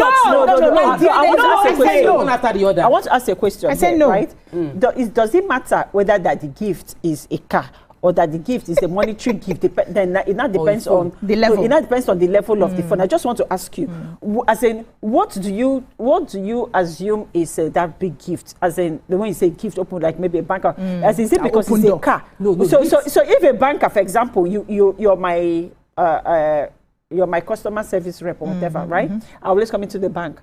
And then you handle you appreciate you. And I say my mom was the banker to the highest level, right? Union Bank. And let me tell you, and I know the amount of gifts that she gets, right? And she used to get then. So let me ask you, so if the person comes and gives you money, cash, to say, they withdraw money and then they dash you money, to say, oh, thank you for your services, or that they bought you car, does it matter? There was no strings attached. I'm talking about the gift that you know. You're the heart of the person. Why are you doing like this? We are adults. There are gifts that you know there is strings attached.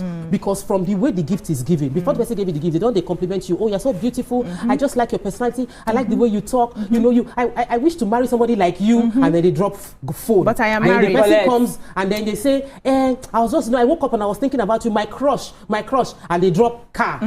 Or whatever it is they are dropping. You know the intention of that person. Should, when you know the intention, should you still collect? When you know the person? intention of the person, it doesn't align with you will. And it doesn't align with your intention. And you don't want to do. And you don't want to do. You will make it known to the person. The problem is we don't communicate. Exactly. Nobody says anything. You collect the gift. You self, you like it. You are smiling. Exactly. Because probably your husband has not complimented you for a very long time. Your husband does not notice you are making new nails. You are making new hair and all of that. You already want it. With or without the gift, you will do what you want to do. So let's not put it on the gift. Exactly. The gift will make a way when there's an open door already. You are ready in that space. Hold on. Let me finish now. You're ready. I just started. But you spoke before. You spoke too. Now, didn't you speak? Let me hear. Go ahead. So, my thing is this. You people not let me land my thought. It's hanging in the sky. A man is courting a woman. You know, men are they are very, very systematic, right? And I believe that every woman has a price. Every woman has a price. You might say, oh yes, nothing can faze me, nothing can make me change every my woman does not have a price. Every human living on earth. They lie. Just pray that your price is not mentioned. It's not Number one. Number two, you say you don't have any intention to do anything with this person. And you are collecting gifts. Why? Did you not give me? Even if you make your stance clear, why are you doing that? I don't understand. You are gifting me. Did I ask for the gift? You don't want to no. Did I ask you for the gift? It makes you a very selfish, greedy. That's not true. It makes that person not know what he wants. You are the one giving me the gift. No, that's not true. It's true. No, that's not true. You don't want something. Let's not stop people's blessing. That's not true. Let God bless me somewhere else. How do you know where God wants to bless you from? So God will bless me somewhere else. So hold on. Bless us with somebody. I don't understand. I want to ask you a question. The blessing who has made the detention clear?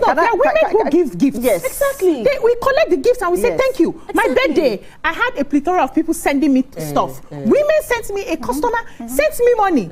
How many dollars?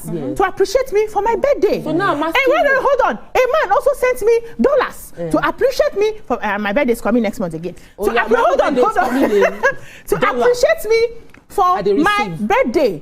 Now, whether you have a crush on me or not, it is on you.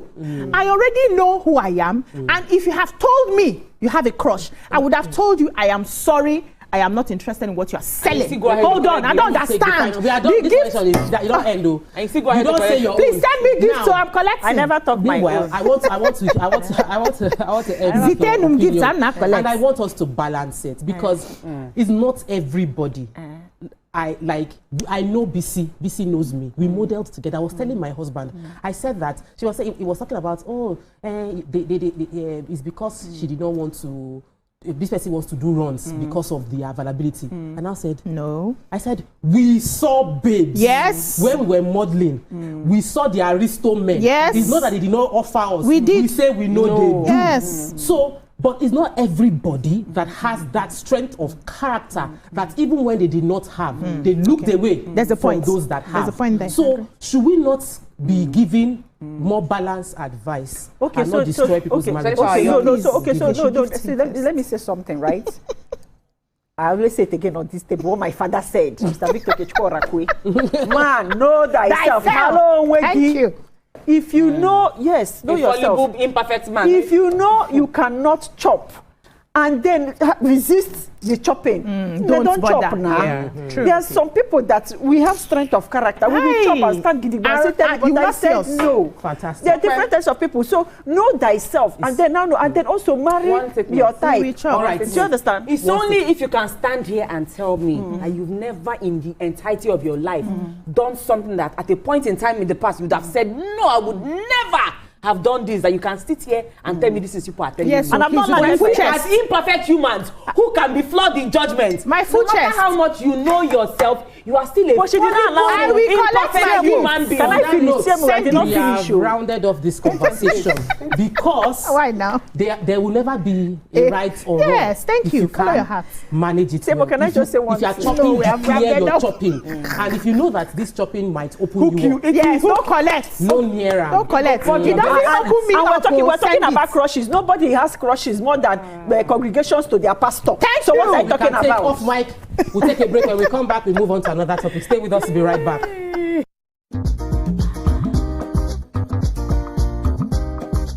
Stay tuned. Your View will be right back.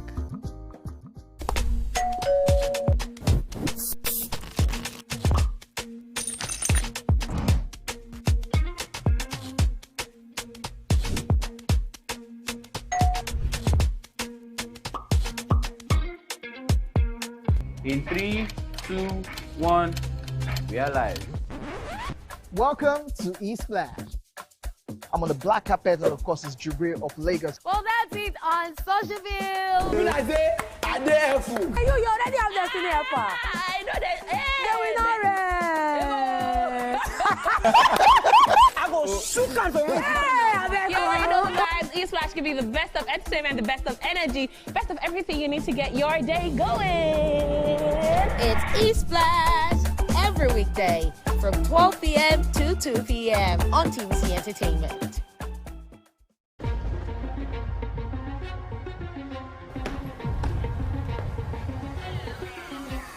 This is not just a round table. This is the Black Table.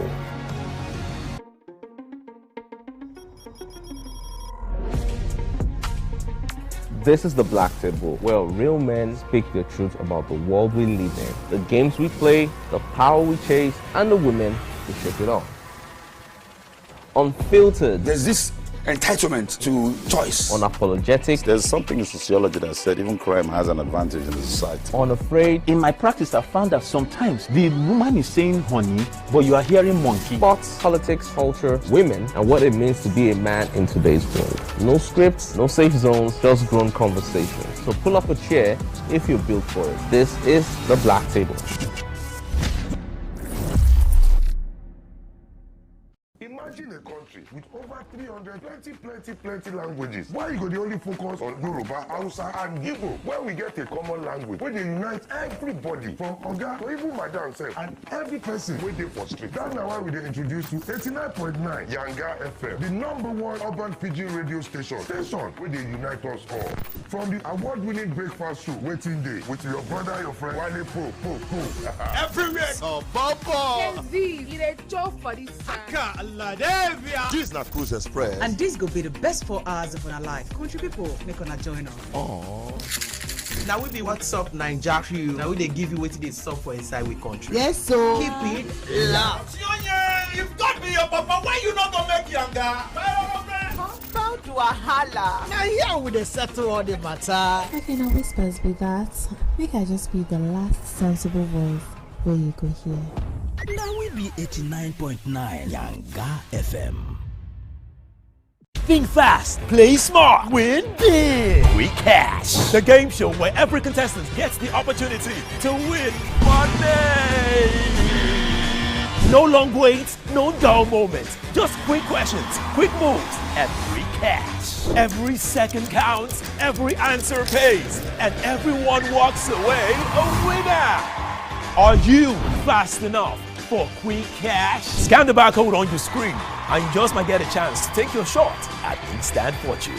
Quick Cash, showing Mondays and Fridays on TVC Entertainment.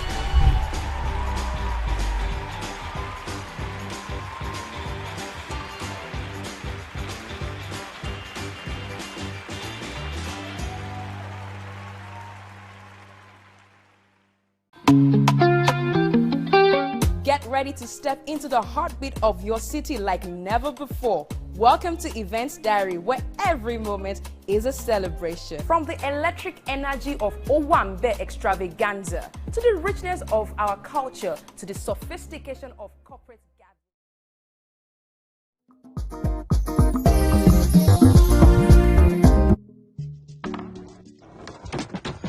You guys, this was the gist about Irasta and Rema now. You day wine. It's all over my FYP, but me I don't know sha. Cause fake blogs yakpa. And if you ask me, it's giving sauce. Listen, I just checked the new TVC Entertainment WhatsApp channel like right now, and they just dropped the update. Are you for real? No cap. I've actually been noticing those guys. They're always on it 100. Like they always post the gist before anyone else. Me I love them oh, and that's on periods. Like I just aligned with them like last week, and they've been dropping back to back. Facts. I love how it's straight from the source. No cap, no fake news, just pure entertainment. I low-key feel like an insider right now. I know, right? TVC be cooking. Real talk. It's like Gist Express. Premium gist on cruise mode. Always first. Always Clock it. Clock it. You know what, guys? I just joined. Active. Jez is right. What you're trying to say to you is, for your premium entertainment content, scan the QR code on your screen right now to join the TVC Entertainment WhatsApp channel.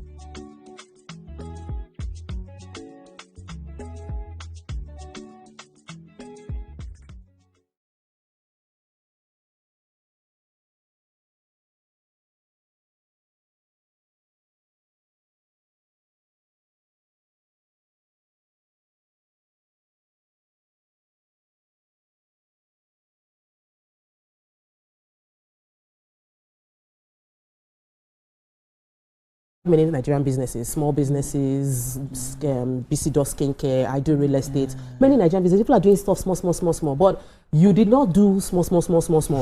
You started small and said, no, we're going global. We're going to. What gave you the audacity to dare for that? And what were the challenges that you faced in going from distributing within Nigeria and distributing globally? Okay, thank you very much. And it was God that actually told me to start Avila in 2017. God told me that I should start Avila, and He gave me the name Avila. So when I got the inspiration and the instructions, so I decided to research about skincare, and it was very specific. He said start with coconut oil, and that time I didn't really understand business, so I had to do a lot of research, and I started with 25,000 coconut oil. Wow! About 2 kegs, and that 2 kegs of coconut oil, and that was 50,000 that time.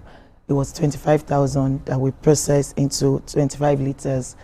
And with that, because it was divine instruction, and I'm very passionate about anything that has to do with humanity, so I decided to take it, go extra mile.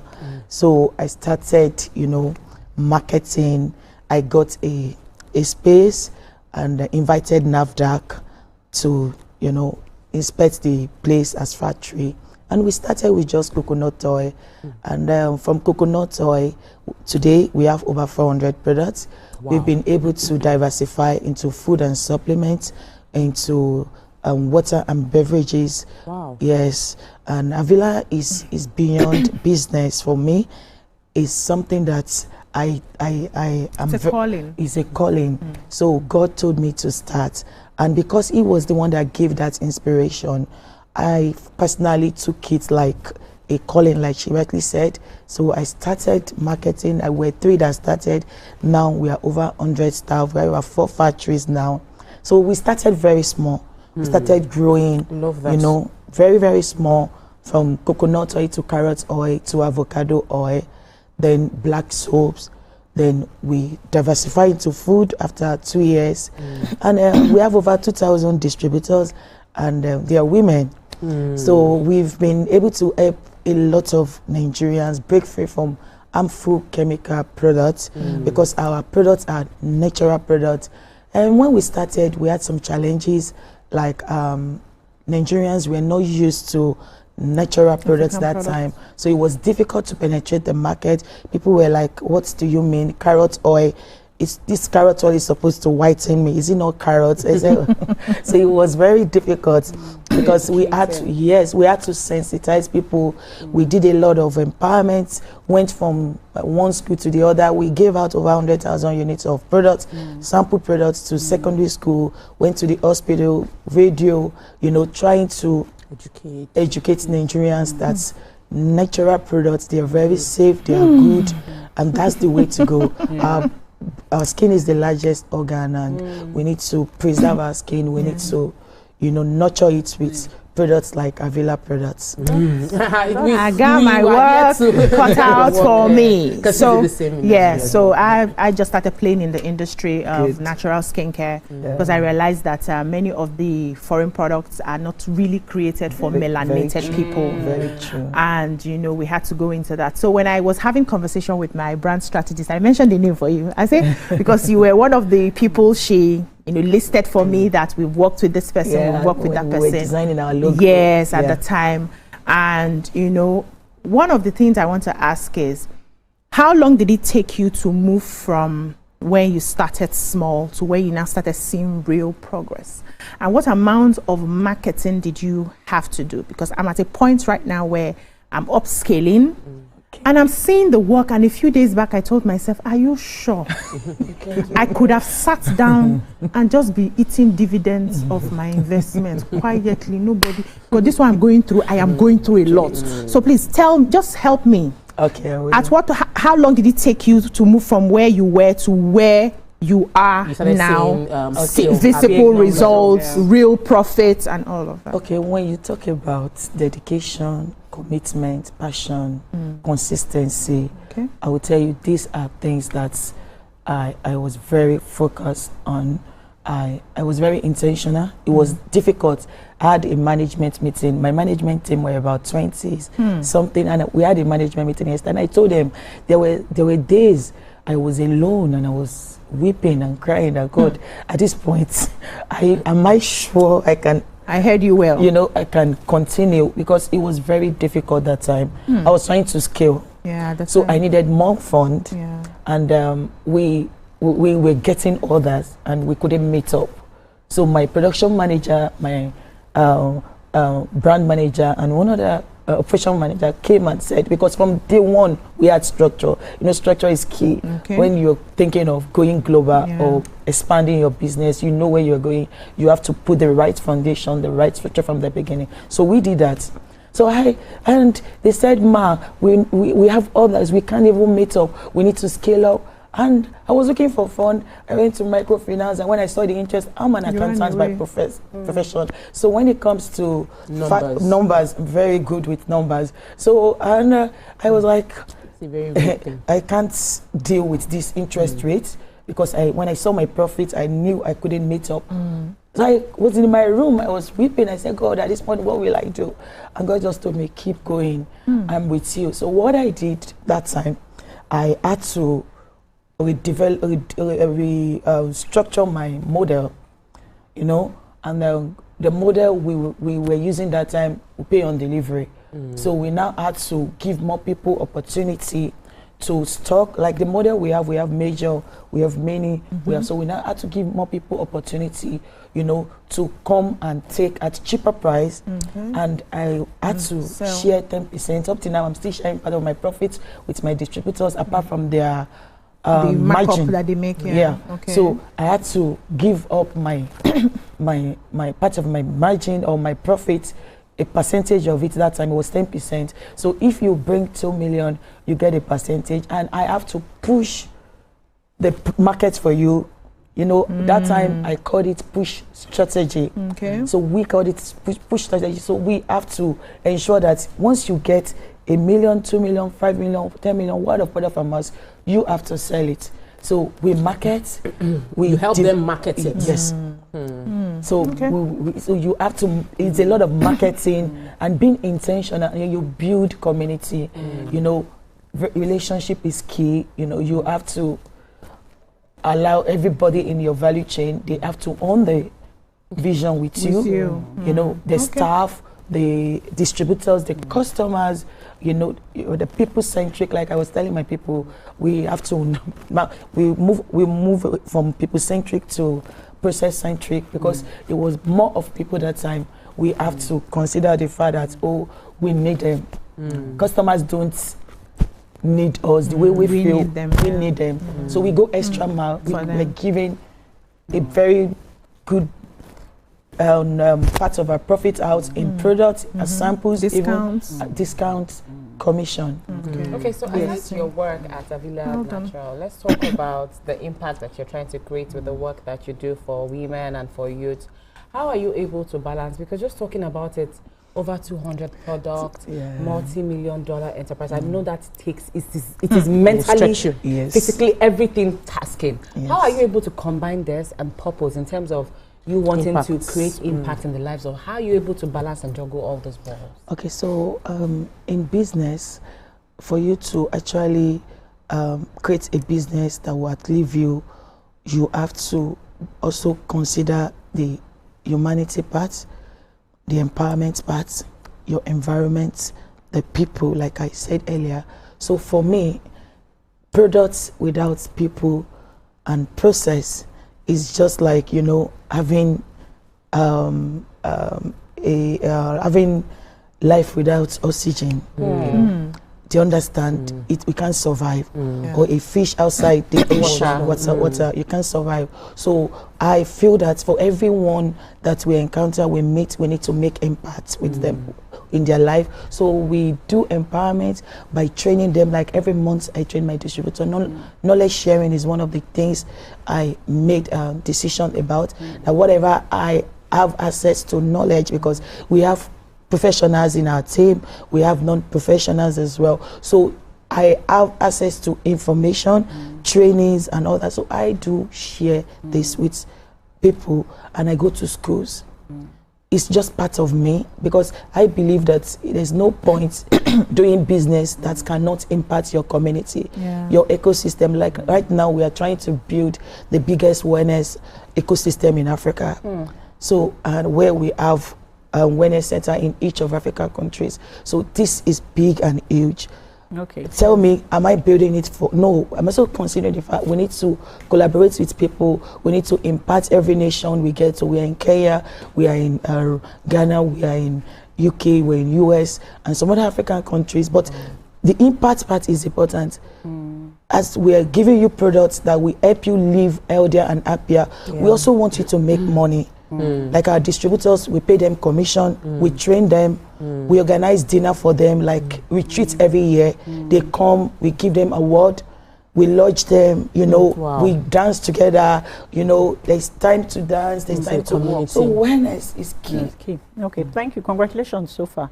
But then you mentioned here that you had not done business before you got the instruction.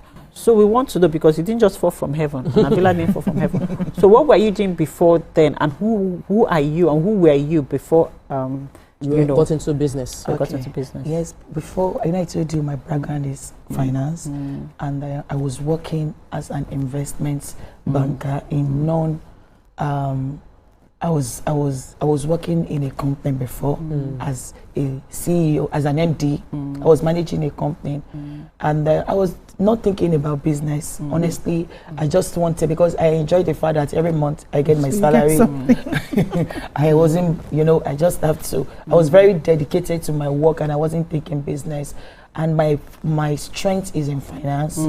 I would tell you that I'm very, when it comes to, because I've worked in the money market sector, in the stock market as well. You know, before Avila, I was building career for, Avila is 9 years, 11 years, so like 21 years now, I've been working. So basically, you're able to know how to raise a capital in terms of and handle, because you know most times people just feel like success just happens on business, but you had leadership skills already before their business. You understood structural skills, you understood finance, and you understood how to raise capital. So everything came together. Everything came together for this. By the special grace of God.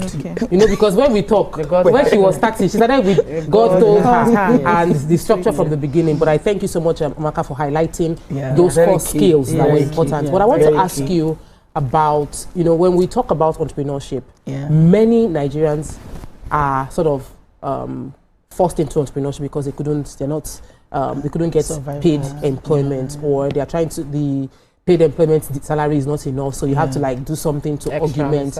But I have seen many successful entrepreneurs, and the majority of the ones I have relationship with are very good with numbers. So when you said that you studied accounts and you spoke about numbers, I knew this is a key part. Is how vital would you say knowing your numbers and having clear understanding of numbers, accounting terms, how important is it for any successful business, and would you rate it as one of the top 3 skills a successful entrepreneur should have?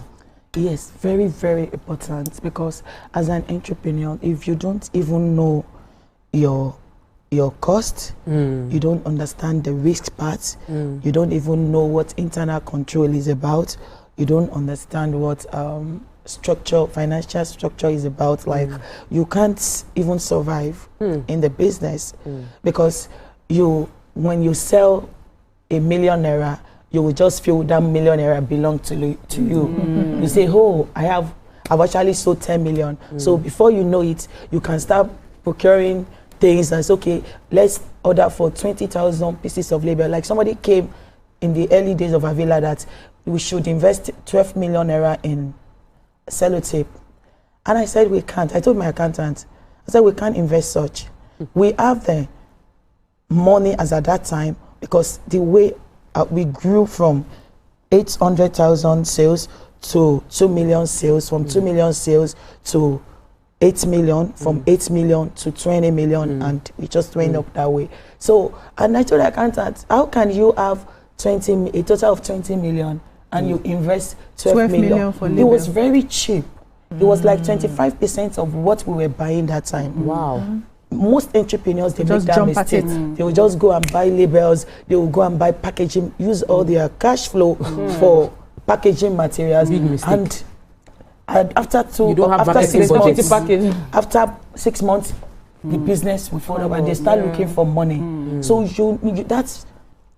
that finance background is very, very important. For me, you need to know your numbers, your sales, your cost per item, your marketing cost. You need to be able to cost your, if you are running Facebook ad, you don't just run Facebook ad, you need to know cost. You need to be able to track what the percentage. Yes, you need to be able to track the percentage, the value you're getting back. Most entrepreneurs, they don't really think about the numbers. They just feel, and before you know it, they tell you they're not making profits. I've been talking about commission, empowerment, all these things we factor into our revenue as well. So at the end of the day, the bottom line is good. We have just 3 more minutes with you, and I'm wondering which question, how we can, about mindset, what can we get? Yes, mindset, because it takes a really strong mind to be able to build something that started small into a global enterprise. And so now I'm thinking, what mindset shift was required for you to move from being a founder to becoming an institution builder? What are some of the biggest mindset shifts that you had to undertake for yourself? Yeah, our number one core value is faith in God, in Avila. And I say it everywhere because God told me to start. Yeah, but you see, when people say this God thing, and it is I'm a Christian, I understand the importance of prayer. But when we say God and we don't give others other things that you did, I'm going there because of time. I'll get there. So God told me, so the faith part is key. Strengthened your mindset. I'm someone that I don't give up. I'm a go-getter. Thank you. I'm a go-getter. I don't give up. And I don't see impossibility. So when my team, when they tell me, Ma, this thing is not possible, I tell them, no. That you are looking at the impossibility part. But I tell you, it is possible. If it is within our value system, we can do it. So you need to be daring, you need to be audacious, you need to just give all out. You need to be, as a woman in business space, you know it can be very difficult. So there are times that, you know, you are faced with some challenges. There was a time they told me the 5 liters of diesel just it was just going down. Then somebody in the factory machine accident. Another, it was about 3 things, and I stood. I said, well, the first thing I would do, let me go to the hospital and check the guy with the injury. I went there. From there, and everything was sorted. Someone would have been saying, God, don't get overwhelmed. Yes, don't get overwhelmed. Someone would have said, God, how will I do it? There was a time it was regulatory issue, and I stood. We are not running anywhere. This business is going to be over 100 years. And we were, as we speak, we have FDA, we have SON, we have NAFDAC. Certification. So you have to be audacious. I need to be sure of where you're going and you stand your ground. Yes, I love the fact that you're saying that you're audacious, you stand your ground, you stand your ground. So please, can you also tell us where in your business, when or any phase in your business where you were not standing ground, you could not sleep, you were lying down, I could not sleep? I told you earlier, when I was trying to raise capital, scaling, you know, you move as a business person, no matter how big you are, there is a point that you still need to, especially if you are into manufacturing. You know, manufacturing is very, because yes, it's capital. You buy machines, and we have been bootstrapped. Like when I was at GTR Africa in London, I was discussing with a colleague. So we bootstrapped from $50,000 to $1 million. There was no you didn't get you didn't raise funds. No grants. No grants. Yes. No grants. No grants up to today. No grants. That's impressive. That's I'm saying it openly. No grants. A lot of and people. we buy machines with our own fund.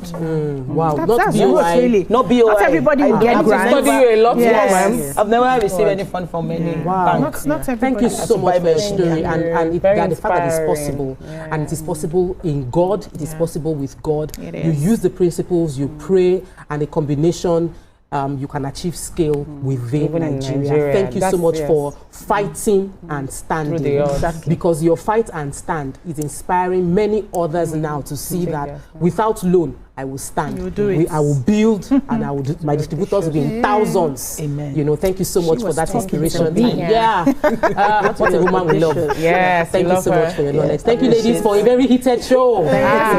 Please sit down. You're not going yet. All of us are going to collect. We'll close the show together. Yes, that's what we can take on the show today. Thank you for an amazing show. See you all tomorrow. Bye. You guys, this was the gist about Irasta and Rema now. You day one. It's all over my FYP, but me I don't know sha. Cause fake blogs yakpa. And if you ask me, it's giving sauce. Listen, I just checked the new TVC Entertainment WhatsApp channel like right now, and they just dropped the update.